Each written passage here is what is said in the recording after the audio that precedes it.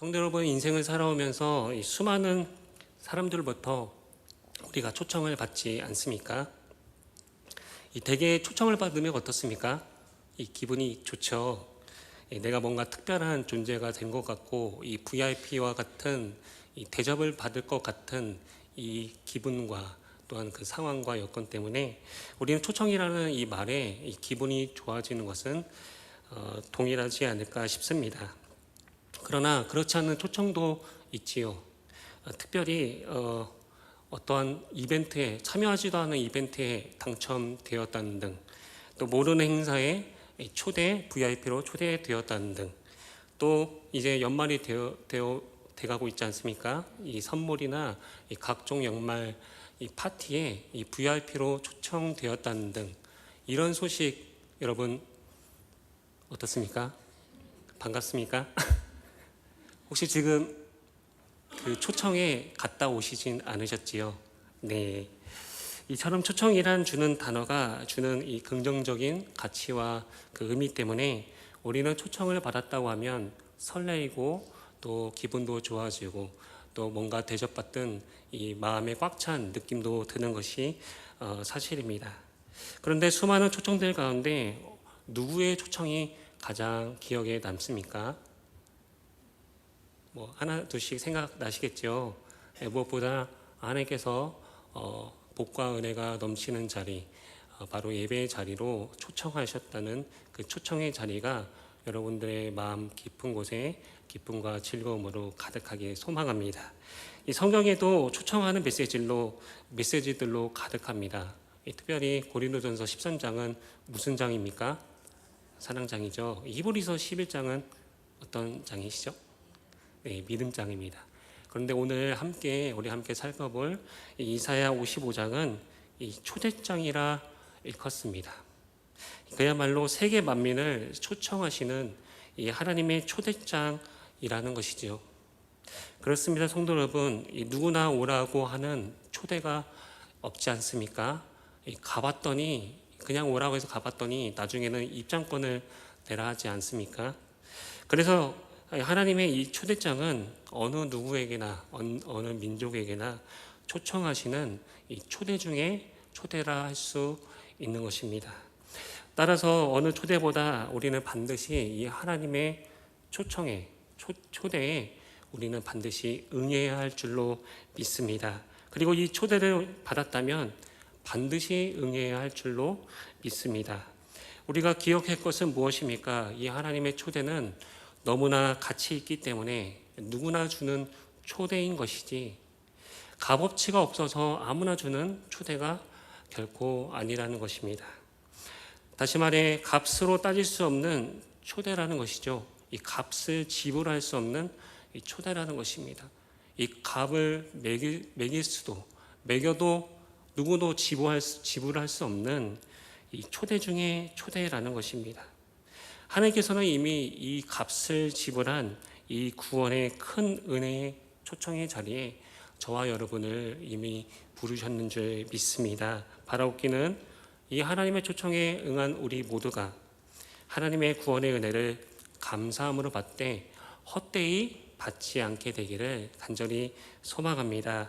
그리하여 이 구원의 은혜가 그리스도의 날까지 잘 보존되길 바라고 우리를 통하여 가정과 교회와 이 나라와 민족에 베푸신 그 하나님의 놀라운 은혜의 그 마중물이 되고 큰 축복의 통로가 되게 주님의 이름으로 축복합니다. 오늘 본문은 이사야서입니다. 크게 이사야서는 두 부분을 나눌 수 있는데요. 1장에서 39장까지 이 남유다의 죄에 대한 이 심판과 경고의 말씀, 이 징계에 대한 이 종말의 말씀으로 이루어져 있습니다. 그리고 40장에서 66장의 말씀은 이 포로된 백성들에게 주시는 하나님의 회복 그리고 위로의 말씀들로 가득 차 있습니다. 그 중에서도 오늘 이사야 55장의 말씀은 이 포로된 이스라엘 백성들에게 주는 그 회복의 메시지, 그 절정에 해당하는 부분입니다. 당시 이스라엘은 바벨론에 의해서 멸망당하고 포로로 끌려가 있었습니다. 이스라엘은 바벨론 포로로 잡혀간 지 지금 수십 년이 지나 있습니다. 그들의 땅은 고국은 빼앗겼으며 성전은 무너졌고 삶의 터전도 잃었으며 그들의 신앙마저도 식어져 버린 절체절명의 위기 가운데 이스라엘 백성들은 하나님께서도 자신들을 버렸다고 큰 낙심하며 어려움을 겪었던 시기입니다. 이처럼 모든 것을 잃어버린 이 이스라엘은 어떠한 대가도 치를 수 없는 그런 연약한 백성이었죠. 그런데 70년 가까운 포로 생활 속에서 이 정체성과 소망을 잃은 백성들에게 하나님은 새로운 희망을 오늘 말씀처럼 선포하십니다. 오늘 말씀 1절 말씀을 우리가 한 목소리로 읽겠습니다. 시작. 오라 너희 모든 목마른 자들아 물로 나아오라. 돈 없는 자도 오라. 너희는 와서 사 먹되 돈 없이 값 없이 와서 포도주와 젖을 사라. 성도 여러분, 근데 이 사실 1절 말씀 앞뒤 문장이 맞지 않습니다. 여러분 발견하셨습니까? 값없이 거저 먹으라고 해놓고선 무엇이라 말합니까? 사라 말씀하고 있다는 것이죠. 다시 한번 말씀을 잘 보시겠습니다. 오라 너희 모든 목마른 자들아 물로 나아오라. 돈 없는 자도 오라. 너희는 와서 사 먹되 돈 없이 값 없이 와서 포도주와 젖을 사라. 성도 여러분, 돈이 없는데 어떻게 사 먹겠습니까? 이 돈 없이 값 없이 오라고 해놓고선 왜 돈을 내라, 사 먹으라 말씀하고 있는 것일까요? 과연 하나님은 누구를 부르고 계신 것일까요? 누구를 부르고 계십니까? 바로 말씀에 있죠. 목마른 자들입니다. 다시 말해 하나님의 이 초청의 말씀은 이 목마른 자들을 위한 초대라는 것이죠. 가도 안 가도 되고 먹어도 안 먹어도 되는 그런 자들을 향해 주는 초대라기보다는 이 목마름을 느끼는 자들, 이 목마름의 해결을 하고자 하는 자들, 목마름 때문에 하나님을 간절히 찾고 두드리고 구하는 자들에게 주는 그 초대인 것입니다. 그렇다면 목마른 자들의 이 목마름은 무엇이 되겠습니까?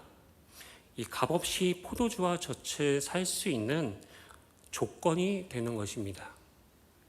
이 목마름이 있어야 이 포도주와 젖을 값없이 살 수 있기 때문에 목마르지 않는 자들은 결단코 이 포도주와 젖을 값없이 살 수 없는 것입니다.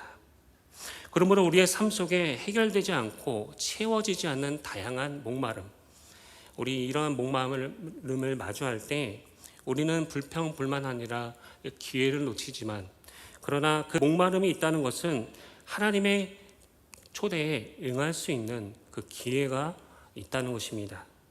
주님이 주시는 영원한 목마르지 아니한 영생수를 얻는 그 축복의 통로가 바로 목마름에 있다는 것입니다. 바로끼는 모든 자들의 목마름을 해결시켜 주시고 다시는 목마르지 아니할 이 영생수를 주시는 우리 주님께 나아가기를 힘쓰는 우리 남대문교회 모든 성도님들 되시길 간절히 소망합니다. 그렇다면 값은 누가 지불한 것일까요? 오늘 목마른 자들을 향한 이 초대의 완성은 우리가 잘 아는 이 팔복 마태복음 5장 6절에 이르러서 완성이 되는 것을 보게 됩니다. 우리 다 같이 마태복음 5장 6절 말씀을 읽겠습니다. 시작.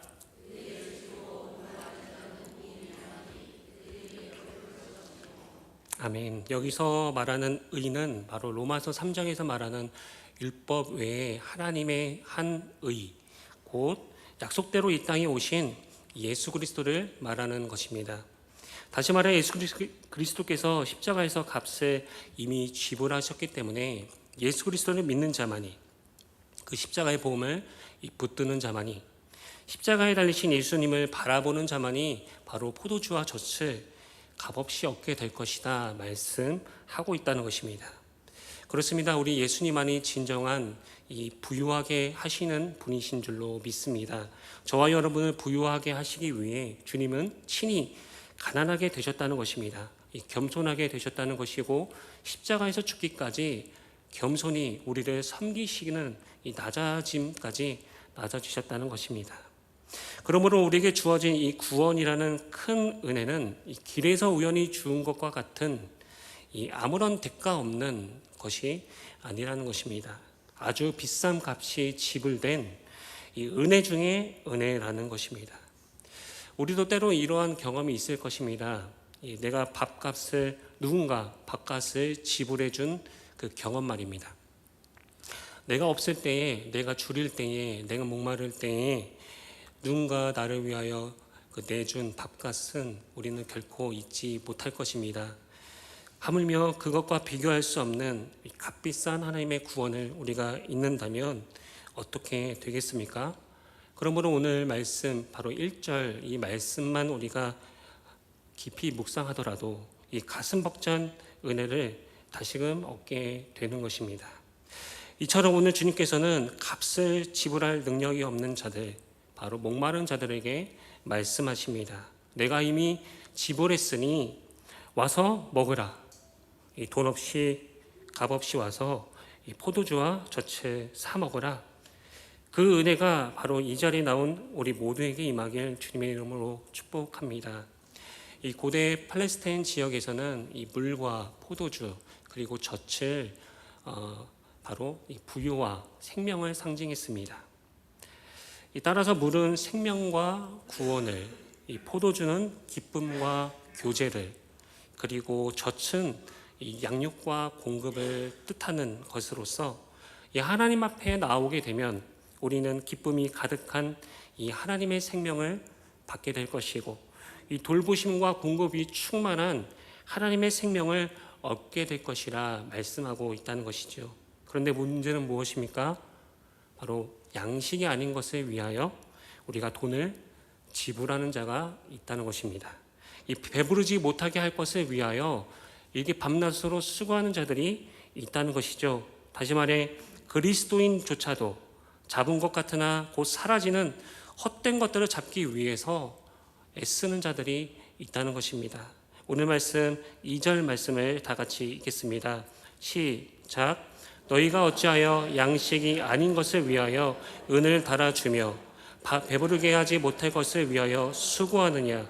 내게 듣고 들을지어다. 그리하면 너희가 좋은 것을 먹을 것이며 너희 자신들이 기름진 것으로 즐거움을 얻으리라. 아멘.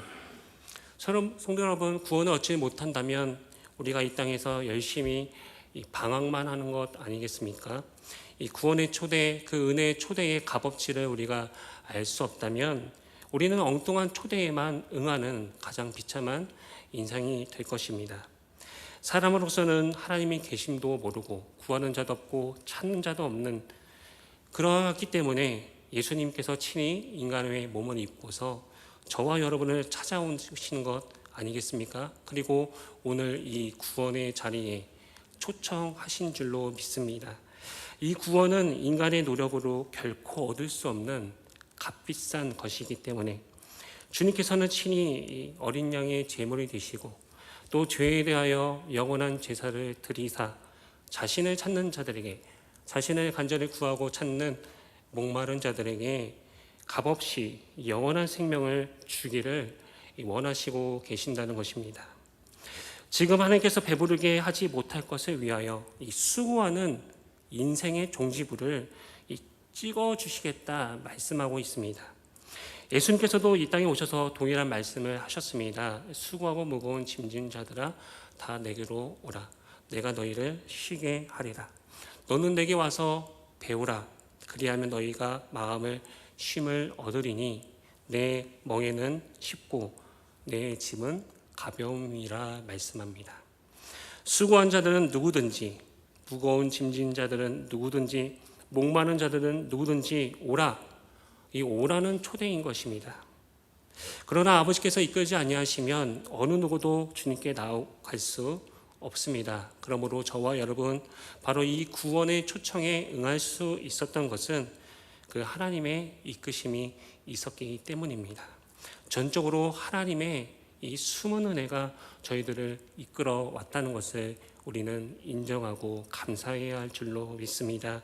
그러므로 우리가 날마다 이 은혜의 보좌에 나아가지 않는다면, 그 은혜의 보좌를 붙들지 않는다면 그 은혜를 기억하고 그 은혜를 감격하지 않는다면 우리는 구원받았다는 이 단 한 가지 사실만으로 채워지지 않을 것입니다. 더욱더 간절히 다른 것들을, 헛된 물들을 찾아 나서는 인생이 되는 것이지요.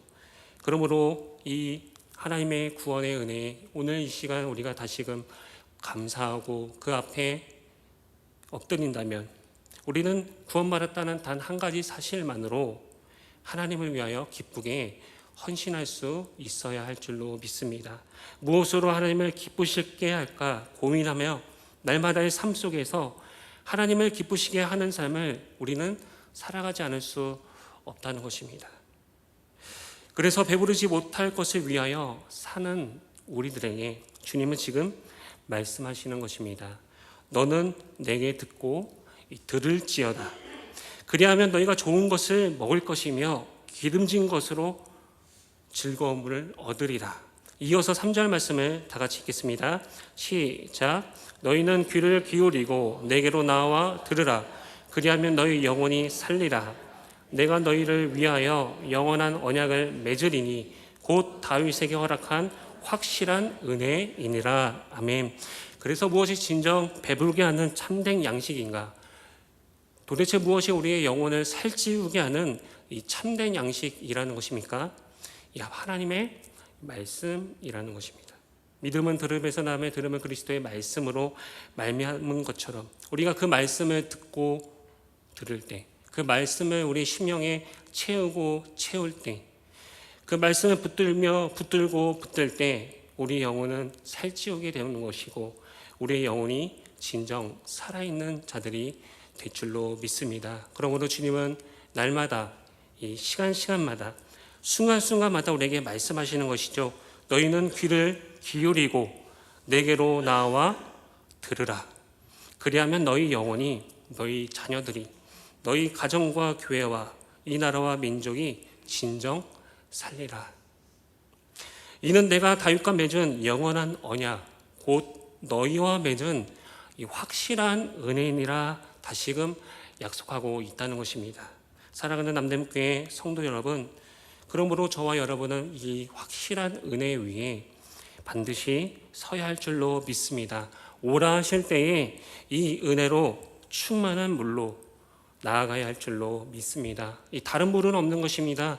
다른 은혜는 없는 것입니다. 천한 사람 중에 구원을 얻을 만한 다른 이름을 우리에게 주신 일이 없는 것입니다. 그래서 예수님도 사마리아 여인에게 이와 같이 말씀하지 않으셨습니까? 이 물을 마시는 자마다 다시 목마르니와 내가 주는 물을 마시는 자는 영원히 목마르지 아니할 것이다. 왜냐하면 내가 주는 물은 그 속에서 영생하도록 솟아나는 이 샘물이 되기 때문이다. 내가 곧 영생수의 이 근원이기 때문이다 말씀하고 있습니다. 하나님께서 이 시간 우리를 초청하십니다. 오라 너희 모든 목마른 자들아 물로 나아오라. 내가 모든 것을 준비하였으니 너는 물로 나아오기만 하여라. 돌아오라. 그리고 내게 듣고 들을지어다. 그리하면 내 생각이 너희의 생각과 다름과 같이 내 길이 너희의 길과 다름과 같이 나의 뜻과 경영이 너희의 뜻과 경영과 다름과 같이 내 입에서 나가는 모든 말이 하나도 헛되이 돌아가지 아니하고 나의 기뻐하는 뜻을 반드시 이룰 것이라 형통할 것이라.